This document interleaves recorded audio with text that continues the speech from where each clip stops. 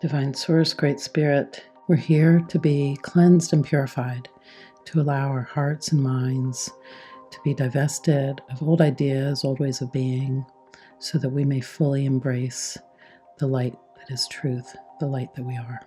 And so it is. Breathing slowly, smoke might burn your eyes. Listen closely, tears won't help this time. Break the therein. It's made of glass. Welcome to Talking Spirit. My name is Jutta and I'm back with my lovely friend Elisabeth. Greetings, everyone. Welcome. Yeah, welcome back. We are actually in the same space today, so it's a different and new energy once again with us here. I've come a long way from Portugal and I'm back in the United States. So, we'll see how that plays energetically on our recording.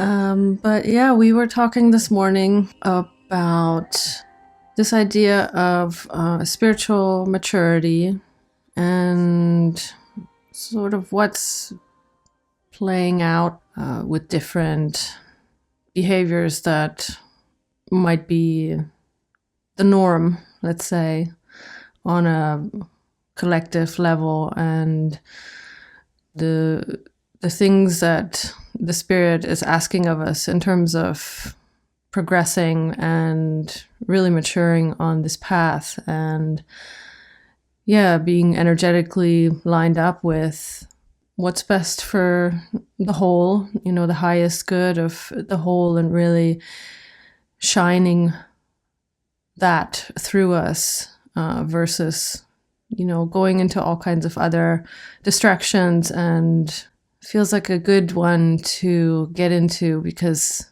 I think that word, the maturity, is one that I think everybody has to face at some point and really honestly take a look at, what am I putting my energy towards, and what am I using my words for, and, what am I using my body for, and is it really supporting the Great Awakening? We were guided this morning on a little spirit journey and came upon this beautiful, beautiful chapel sitting on a cliff. In my experience, really, many of us are kind of devoid of the sacred in how we're orienting. And for me, in my experience, I had to be sent on a lot of errands to engage that muscle within myself that not only could see the sacred and kind of feel it, but really start to live it. It's taken a lot of seeming work to strengthen in choosing that as my go-to default program, they'd say, in looking for the sweetness and looking for the joy and looking for the grace and the gratitude and we're all in this together. How can we help one another? And I was seeing also, as you were opening up, as a kid, my father had his law practice. I had turned part of the home into his law practice. So at lunchtime, when there were vacations or holidays or whatever, I'd be around for lunchtime. And often there was a television at the kitchen table, and people like to watch the soap operas. As the World Turns, All My Children, these funny names for these soap operas, but like the world is a soap opera. If you've ever watched any of those kinds of shows, there's so much drama and trauma and so much really lower nature operating systems being given demonstration. And I don't know about anybody else, but none of that felt good to me. I may have watched it, I may have gotten sucked into it, I may have found it to be interesting or titillating at times, but really, I always felt pretty emptied out by the time the show was over. And I often felt kind of like longing or unhappiness. It just always invited not great feelings and attitudes. It didn't feel good. And yet it was a default program, that way of seeing the world, seeing my fellows, seeing others. So yeah, we were just getting this kind of contrast sort of message about like we have to, if we want to wake up for sure, we have to have our minds elevated. And there was just, a lot of messages about that and what that might look like, practically speaking, in our day to day. And a message about just how devastating, really, truly damaging it is to not just our mind, but the idea of our light, that it is destructive to our light, and that our light should be protected at all cost. It's worthy of our attention and our care and our focus for how to cultivate it. Yeah, you said something about lower kind of behavior or acting. And yeah, I was just thinking in terms of our capacity, like our minds are capable of such high operating and, kind of more on the virtuous ideas, like being loving, being charitable, being accepting, whatever, sort of, let's say, quote unquote, nice behaviors, nice ways of being, right? We're so capable of being in those high states of mind. And yet it seems on a large scale, very easy and very common to be in those lower registers of the behavior and operating. And I think just to me, if I contemplate this idea that, we're so capable, it's like, why would I want to choose those lower, old, outdated ways of being? Because it just doesn't feel right. It doesn't feel good. It actually doesn't provide any rewards for me. Like, I'm just thinking about gossip, when you're talking about soap operas and stuff like that, the gossip and putting people down, being really focused on accumulating material wealth, securing the body basically, or securing oneself. Those are just, they're energetically, they're lower frequency, let's say. And there's really no rewards in it. So for me, we always talk about experience and feeling. And if my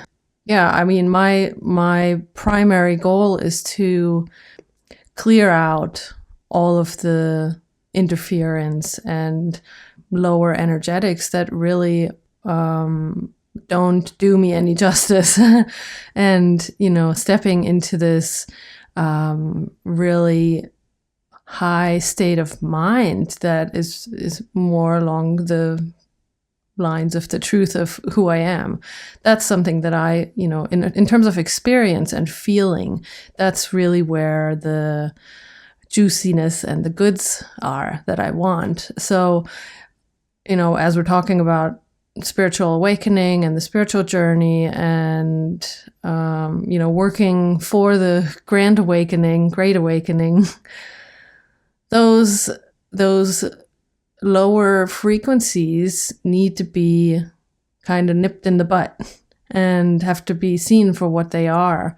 Yeah, we do pull cards sometimes, and today, I got some symbols in my cards of, thief and siding with those lower frequencies, lower energetics, lower operating systems of the gossiping, all the greed and those kind of things, exploitation. Those are thieves on me if I line up with them. There's just no rewards. It's a drain on my source, like my life source. And I can't be in my right mind. And that's not, I think that's just something that everybody on the spiritual path has to face at some point. You know, we talk about this a lot, that we have to take a really honest look at what it is that we're doing, and, you know, what am I really saying, and what am I focusing on, and is this really a good experience? You know, if I go into judging other people, or just getting sidetracked with those kind of things, is that really giving me anything? And if not, well then, you know, quit it. You just got to quit it and really take a firm stance and side with what's truly supportive and truly nurturing. Yeah, I like what you're saying about the frequency, you know, sort of vibe to these ways of being. And as people seem to be elevating over the course of my life, as I was elevating, and in total, even though there's so much darkness coming up to the surface and there's so much hoo-ha happening, it is still, we are moving ultimately in the right direction. I like looking at the energetics of stuff. It's like when I get guided to look at YouTube where people are just ripping one another to pieces, it's so heavy. It's so heavy. And when I get connected with, you know, I just found a new, to me, singer who's passed. I can't pull up her name right now, but she just was singing of the divine and transcendence. And oh my gosh, I couldn't believe that I was listening to her the other day. I was just so elevated. And, you know, so we do have a choice. We have a choice in every moment where we're going to direct our minds. And we were being given this morning, as this was kind of floating around a bit, the idea of, back to this chapel that we went to before we wound up there, we were being given the message of, or the image of, stained glass windows, which I don't know about anybody else, but I love going into chapels and experiencing in many of them the most amazing stained glass windows and works of art. And the play of light, you know, is what really, I'm getting like tingles right now.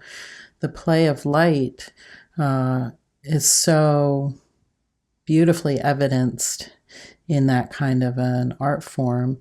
And I was seeing, like, as we were getting more into these ideas of the jealousy and the avarice and the greed, and was getting the idea that when we engage with those, it's like driving along a dirt road and you hit a pebble and the pebble goes flying and breaks the beautiful stained glass. You know, it's kind of like that energetically, as far as I see it. These things are corrosive. They really are destructive. And we really do need to very actively take our energy out of these paradigms of death and destruction, separation, limitation, not just because we want, right, to have that more elevated experience. I mean, that can be a driving factor, but because this is the one mind that we're responsible for. It is the light of truth that we all have a responsibility to safeguard. And so every time we start shoveling the shit, I mean, it's shit. Every time we start shoveling it, we are absolutely failing to be stewards for truth and the divine. I like when it comes through strongly like that in my mind. I like when I get like an energetic spank, like snap out of it, Elisabeth, right? Sometimes it'll come through that way, where I'm caught in some self-pity or some not being grateful for the amazingness. I mean, lots of people wouldn't want my life. But boy, oh boy, I got to tell you, I am in awe of the grace that I receive. I mean, incredible, right? So sometimes I get the smack, like, hey, you've got a job to do and get on with it, you know, because A, it's going to light you up, but B, all of us need it. All of us need the reminder. All of us need the help. All of us need the guidance and the wisdom. But if we're focused on going down the rabbit holes that the world would tell you are the way to your happiness, we are going to miss the mark over and over and over again. I've been there. That's hell. I don't want to go down the rabbit holes. I want to be lifted up. Really, that is my heart's call. So I love when these things come through for us because it's such a blessing. Such a blessing. Yeah, I was just hearing, I don't know if it's just a quote from the Course, but, in there, or in the Course in Miracles, there's a pretty strong sentence and teaching which says all pathways of the world lead to death. And, that seems a little extreme, right? And seems almost like, well, what do you mean? It just seems way too extreme, but it really is that way. All the stuff that is accepted as normal, I mean, just look around what's accepted as normal right now in terms of behavior and attitude and, goal setting and what's important. All of the stuff that's normal just goes against what's really supportive to us in terms of nurturing this light, this inner light. And basically everything we're taught by the systems here is really, really upside down. And it is not something that is designed to support us in the only goal that really is valuable to pursue here. This world is not in any way, shape, or form our home. And so, it's not really surprising that all the pathways here actually just lead to death. Our lives are made for dying, pretty much. And so, how do you get out of that? You have to line up with a system that is totally outside of this realm. And yeah, I mean, that symbol of the stained glass is really, really beautiful because there's something very mystical about watching light come through a stained glass window. And that experience is something that's really available to us all the time. And that mystical feeling, like that's our true nature, right? And so everything that we pursue here ultimately should have as its foundation this mystical desire to clear our minds and be truly helpful all the time. And yeah, I do like too when the message comes through really clearly and, kind of like a whip sometimes. But yeah, I mean, let's just get to it, right? What is this really for and what's really important? And can you commit to siding and really supporting in your own mind only that which is truly helpful and just drop all the other stuff? In the period of kind of really lining up with thinking more along the lines of the divine, it can feel really shaky, and it can feel like a sacrifice to let go of some of these ways of being. It seems like sometimes it's a hobby to gossip. And so if that's a hobby, that can be really it can almost feel like a death when you're actually feeling called by the Spirit to actually let it go and completely change your way of thinking and bring your mind back into an upright position. It's a lot of shifting that needs to happen.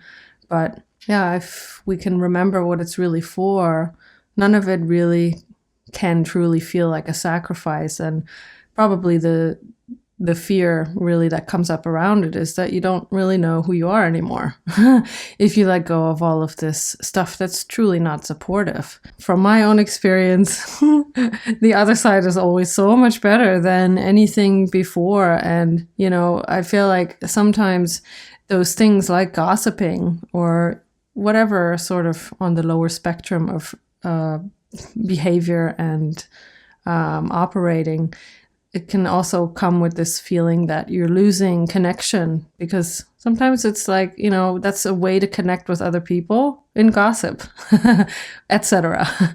Like I've seen it, with so many people on the spiritual path, they start actually realizing what's not feeling good anymore, and they stop behaving in ways that have felt normal and that other people are used to, to be normal to, about you. You stop doing those things and people start getting really kind of weird and sometimes actually angry, and it can feel to them like you're sort of riding this high horse all of a sudden and judging them for those kind of lower behaviors. But these are the purification processes that we have to go through. There's just no way around it. Yeah, I've had a lot of times where Spirit has talked to me in terms of like a virus in the mind. I had lots of years where that was the language. These thought forms, these ways of beings, they're like a virus. And if you had one show up on your computer and it was trying to shut your whole system down, you'd be making every effort to undo the virus and get it off your system, right? I mean, that's just like, it seems so obvious when you look at it as that kind of a form and structure. It's the same for yourself, it's the same thing. These things have to be stripped out of our system, and some of them are really insidious and run far and deep and have Trojan horses in front of them and all the rest. I mean, it's tricky, some of them, because as you say, they're so culturally accepted, or they're so much the norm of your way of having operated. I was also seeing just all of the forms of addiction. Most people who have gone down those paths, it's like the longing for connection, as you said, relative to like gossip. Underneath it is this deep longing, and it's just a misapplication of a really natural impulse. It's just trying to satisfy something that is who and what you are, which is connection. Again, I like these ideas of operating systems and information systems, and we're swimming in these pools of light, of info, of energy, and they're either taking us down or they're lifting us up. It's pretty simple. And again, from what I've seen working with people, mostly on the energetic level, it's really destructive to not take care of your light. And I was seeing somebody that I worked with a few years ago, and Spirit came through really directly in a way the person did not appreciate. But guess what? This person was on death's door. This person was like being given the, hey, snap out of it, or else like you're going to be going for another round. And it's not your time, but you're making it your time. It's one of those kinds of things. So, we're dealing with trying to undo the death wish. We're really looking to re-engage with the truth of ourselves as the eternal limitlessness that is source. And so bouncing out of the reincarnational loop and bouncing out of these programs of, as you said, a world that is designed to lead all paths to death, it's like it's worthy of our attention. I heard it too before you said it. It's just a choice. Choose only what is supportive to the light in you and what, is going to feed back light to you and to the whole. So, really no choice, is it? So, thank you, Elisabeth. Thank and you. Thanks to anybody who's come along on this little ride. And we're looking forward to having you join us next time. Bye for now. Bye for now.